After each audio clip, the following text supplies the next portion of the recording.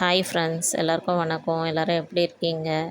இங்கே பாருங்கள், நம்ம மாடி தோட்டத்தில் தினமும் இந்த வெயில் தாங்க முடியாமல் புறாக்கள், காக்கா எல்லாம் தண்ணி குடிச்சிட்டு போகுது. நீங்களும் உங்கள் வீட்டில் சின்னதாக ஒரு கிண்ணமோ ஒரு தட்டோ எதுலேயோ கொஞ்சமாக தண்ணி ஊற்றி வச்சிங்கன்னா இந்த மாதிரி பறவைகளுக்கு இந்த வெயிலுக்கு ரொம்ப நல்லாயிருக்கும். உங்களுக்கும் அதனுடைய புண்ணியம் சேரும்.